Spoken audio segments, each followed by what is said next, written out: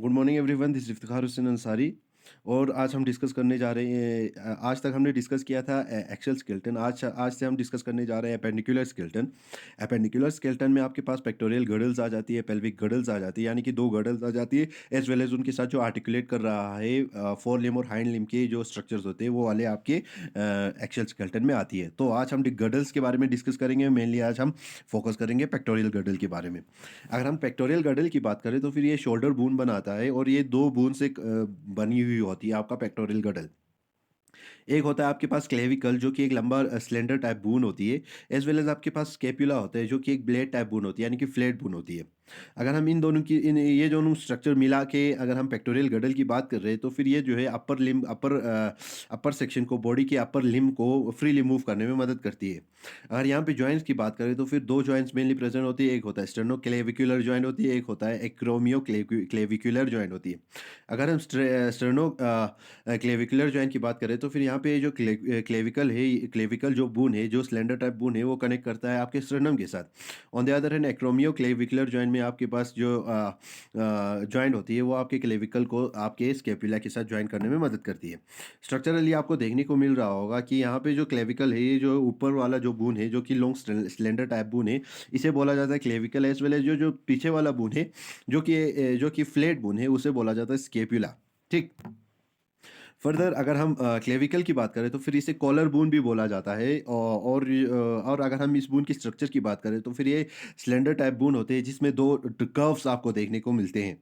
ये जो बोन है ये मदद करता है आपके आर्म्स को प्रोटेक्ट आर्म्स को आर्टिकुलेट जो फोर लिम्स है उसके स्ट्रक्चर्स को आर्टिकुलेट करने में मदद करती है ताकि वो थोड़ी सी केश पे इम्पेक्ट ना डाले, यानी कि उसका फोर्स ना जाए। फर्दर अगर हम इसमें स्ट्रक्चर्स की बात करें, क्लेविकल में मेनली 2 जॉइंट्स आपके पास प्रेज़ेंट होती है, जो कि एक जो है क्लेविकल जो है आपके स्कैपुला के साथ जॉइन करती है, एज़ वेल एज़ आपका एक क्लेविकल जो है स्टर्नम के साथ भी यहाँ पे जॉइन कर रही होती है। अगर हम यहाँ पे 2 बेंड्स की अगर हम बात करें तो फिर जो आपका मीडियल एंड में जो एक आपके पास कर्व प्रेज़ेंट होती है, as well as posterior section में अगर हम देखेंगे तो फिर यहाँ पे भी आपके पास एक कर्व आपके पास प्रेज़ेंट होती है। ठीक। और यहाँ पे हमने बोला कि एक होता है इसका एक्रोमियल एंड होती है, एक होती है आपके पास स्टर्नल एंड होती है। स्टर्नल एंड मीन्स ये जो है स्टर्नम के साथ जाके जुड़ेगी। एक्रोमियल एंड जो है आपके पास होती है जो कि आपके स्केपुला के एक्रोमियम के साथ जाके जुड़ेगी, आर्टिकुलेट करेगी। सो अगर हम स्केपुला की बात करें तो फिर इसे शोल्डर बोन भी बोला जाता है। विद रिस्पेक्ट टू अगर हम देखेंगे क्लेविकल, ये जो स्केपुला होता है ये जो है फ्लैट बोन होती है, लेकिन आपका जो क्लेविकल होता है ये राउंडेड सिलेंडर टाइप बोन होती है। ठीक। सो अगर हम स्केपुला की बात करें तो फिर इसे शोल्डर ब्लेड भी बोला जाता है। इसका एनाटॉमी देखेंगे तो फिर ये जो है फ्लैट बोन होती है जिस पे एक पोस्टीरियरली रन कर रहा होता है स्पाइनस स्ट्रक्चर। ठीक। सुप्रास्पाइनस फोसा भी प्रेजेंट होती है, इस पे इंफ्रास्पाइनस फोसा भी प्रेजेंट होती है। यहाँ फोसे मीन्स आपके पास ये तो या तो ये डिप्रेशन होगी या तो ये यहाँ पे एक होलो स्ट्रक्चर होगी। तो फिर सुप्रास्पाइनस फोसा मीन्स वो वाला स्पाइन के ऊपर वाला जो फोसा जो डिप्रेशन आपके पास प्रेजेंट होती है उसे सुप्रास्पाइनस फोसा बोला जाता है, और वो जो दूसरा फोसा जो कि आपके स्पाइन के नीचे वाले सेक्शन में प्रेजेंट होगी उसे इंफ्रास्पाइनस फोसा भी बोला जाता है। और यहाँ पे और एक फोसा भी प्रेजेंट होता है, सबस्केपुलर फोसा बोला जाता है, जो कि एंटीरियर सेक्शन में आपको देखने को मिलता है, एक डिप्रेशन। ठीक। फर्दर अगर हम स्केपुला पे स्केपुला या जो फ्लैट बोन है उस पे अगर हम प्रोसेसेस की बात करें तो फिर यहाँ पे प्रेजेंट होती है एक्रोमियम प्रोसेस जो कि इनलार्ज एंड ऑफ स्पाइन होते हैं ये स्केपुला का। जो यानी कि जो स्पाइनी स्ट्रक्चर है उसका एंड पोर्शन में आपके पास यहाँ पे एक्रोमियम प्रोसेस आपको देखने को मिलता है।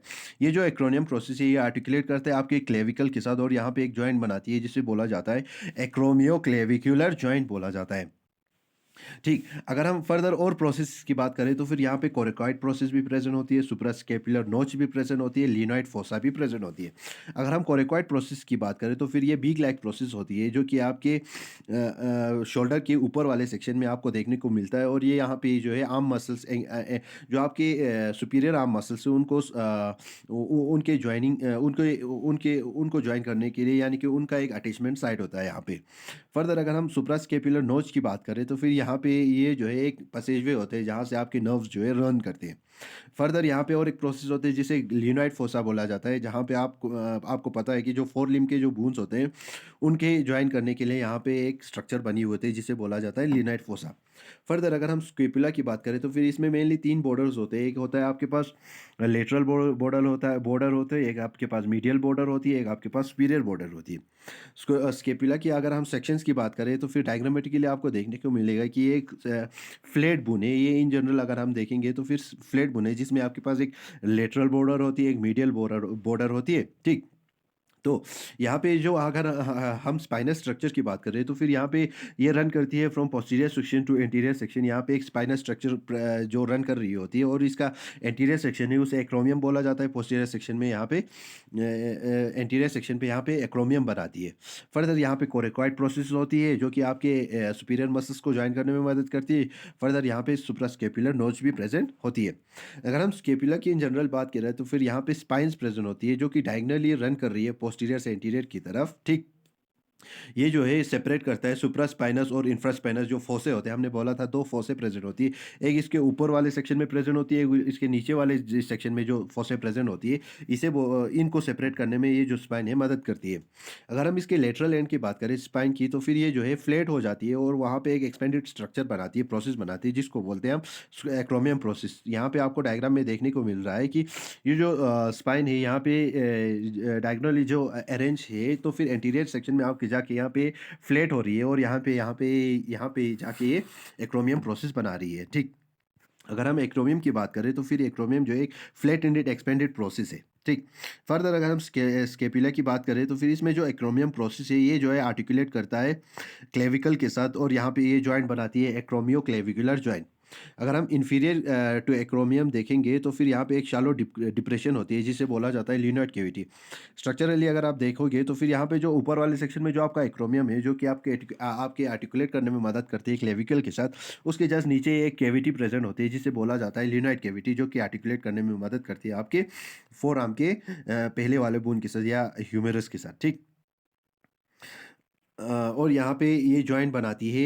अगर हम बात करेंगे लियोनाइड कैविटी में तो फिर लियोनाइड कैविटी यहाँ पे एक जॉइंट बनाती है जिसको बोला जाता है लिनो ह्यूमेरल जॉइंट बोला जाता है, जहाँ पे आपका लियोनाइड कैविटी स्केपुला का रीजन एज वेल एज आपका ह्यूमेरस का रीजन जॉइन करने में मदद होती है, ठीक? अगर हम स्केपुला के लेटरल एंड की बात करें तो फिर सुपीरियर बॉर्डर की बात करें तो फिर ये जो है सुपीरियर सेक्शन की अगर हम बात करें तो फिर यहाँ पे प्रेजेंट होती है एक और प्रोसेस प्रेजेंट होती है जिसे हमने डिस्कस किया था पहले भी, कोरेक्रॉइड प्रोसेस प्रेजेंट होती है जहाँ पे आपके मसल अटैचमेंट में मदद करती है एज वेल एज जो टेंडन होती है या जो कार्टिलेज होती है उसे अटैच करने में मदद करती है। अगर हम स्पाइन के सुपीरियर और इंफीरियर सेक्शन की बात करें तो फिर वहाँ पे 2 फोसे प्रेजेंट होती है।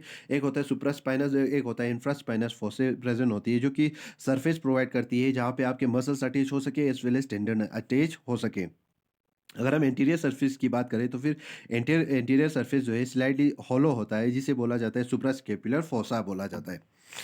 एंड यहाँ पे आपका पेक्टोरियल गडल जो है ख़त्म होता है। Thank you, thanks lot.